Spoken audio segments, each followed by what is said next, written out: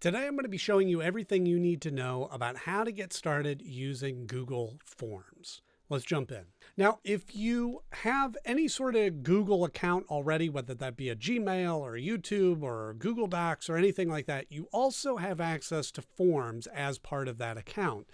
And it's something that maybe people don't utilize a lot. So when you go to Google Chrome, there's a couple of different ways to get there. But if you go to Google Chrome and you go to just your main Google page, you'll see a collection of dots over here. These are your Google apps. You click on that, scroll down through there, and somewhere in that list, you should see Forms. Just click on it that way. You can also go to google.com/forms and get to it through that. Now, Forms has a lot of different uses. Any case where you need to collect information from one or more people, Google Forms is your go-to place to do that. Whether that's for school or education purposes, creating quizzes or online assessments, or you could be using it for your business to get information from customers or filling out profiles, things like that, or even just personal use. If you just need to set it up for running a bake sale or tracking chores within your house, whatever you need to do, you could do that with Google Forms. So on this main page, there's a couple of options here. You can either go from a blank form, which is just starts completely from scratch, or they have a couple of preset kind of templates that are up here, which you can also click on template gallery and get even more if you'd like to do that. But here, like event feedback or order forms, job applications, things like that. And then if you've already created any forms, they'll also have those down here in your recent forms. But for the purpose of this tutorial, we're going to go completely from scratch so I can show you beginning to end how to set this up. So we'll click on blank form, and it's going to come up here and give you a little assistance with Gemini to be able to create that form for you.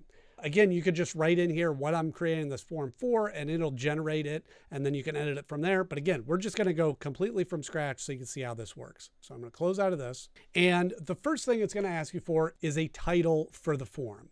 So we're going to create a new client form so that when I add new clients for my business, we can get some information from them. Okay, call it new client. And then what I usually do is I take this same title for the form, and then I'll make it the title up here as well, just so it keeps it organized. And then you can add a description in there if you need to have some more information to it, but that's not necessary if you don't want to. And then you start with just asking your first question. So let's say we just want to know their name. And then from here on the right side, it gives you the options of the type of answer that you want them to be able to put. So it automatically went to short answer, which means they can fill in whatever they want there, which is what you would want for name. You can also toggle that down and it gives you some other options. We'll talk through those as we go through the different options. And then you just leave where they enter their answer blank. Also, I want to mention that we just dropped a free guide on using Gemini across every Google Workspace tool. Now, this was actually written by an ex-Googler who spent 9 years at Google, and he's got some pretty hot takes. Most of Gemini tools and features aren't worth your time, and this guide tells you exactly which ones are. So you get one genuinely useful tip per tool, all tested and vetted. So you can get it right now. Just click the link in the description. Then you're going to go over here, add a new question. So then below this, we want to write, how did you hear about us?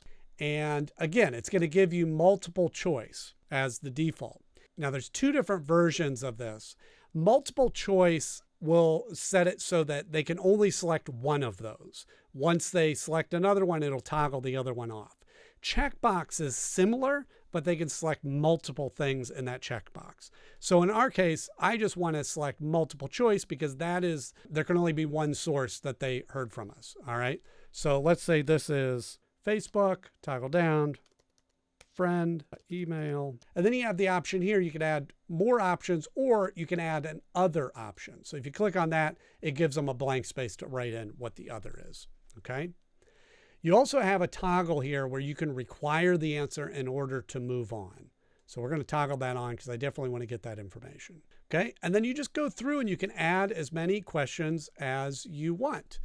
So we'll add needed services. And for this, we'll do a checkbox. And so they can select multiple things. So we'll say video production, editing, hosting, writing. So now they can select as many of those as we want. Again, we can also add an other section. Okay, that one I'm not going to require them to answer. Now over here, you also have the option where you could add an image. So maybe you need to add a picture to associate with that questions to make it make more sense. You can also have a video if you have like a link to a video that explains what you're talking about.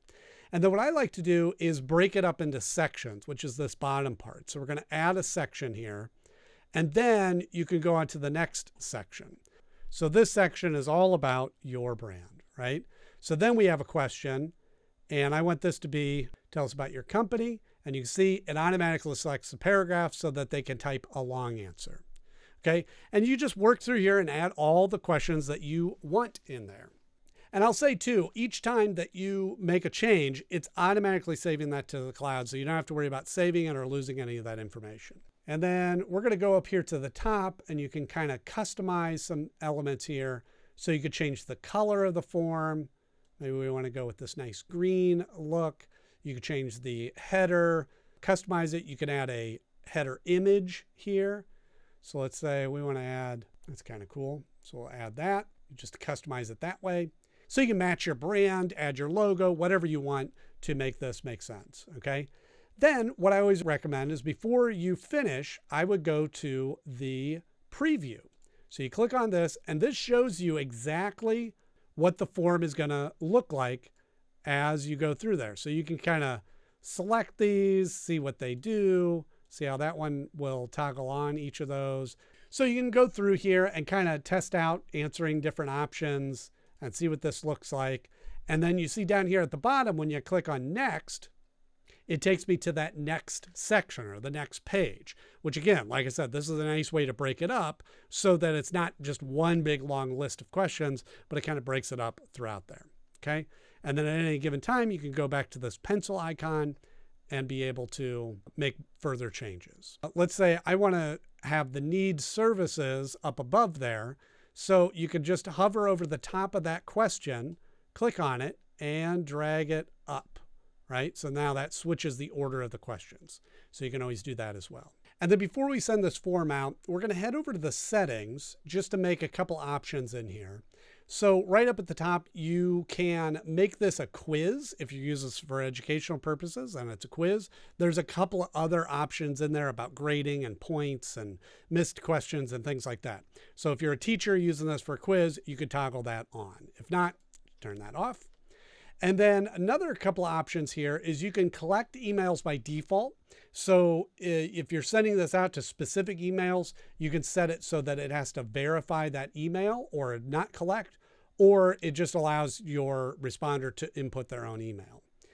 The other option is you can send the responder a copy of their responses. So if it's something that you want them to have a copy of that as well, you could turn that on or off, whichever you like. And this is always kind of nice to allow people to edit that unless you have a reason not to. I always like keeping that on so that they go, oh, you know what, I want to add more information in there. They can go back and change that. And then this is one that I also always turn on, which is limit to one response. This way, if you are sending the quiz out to multiple people and you're trying to collect information from multiple people, each person can only fill it out once. They can go in and edit it and change it if they need to, but you're only going to get one answer for the questions from each person. Okay. And then below that, you have presentation. And this is always kind of nice, shows you a progress bar. If you have a lengthy form, it's kind of nice to go, okay, I'm halfway through, I'm 3/4 of the way through to see that. You can also shuffle the question order if you're kind of trying to keep it random. Again, if you're using for quizzes, that might be a good option there. This shows them the message that they get once it's been responded. So again, your response has been recorded, or you can say, hey, thanks for your information, whatever you want in there. If you do have allowing people to add multiple responses, you could have a different response each time that they do that. You could have a review results summary so that everybody can see what that looks like before they submit it.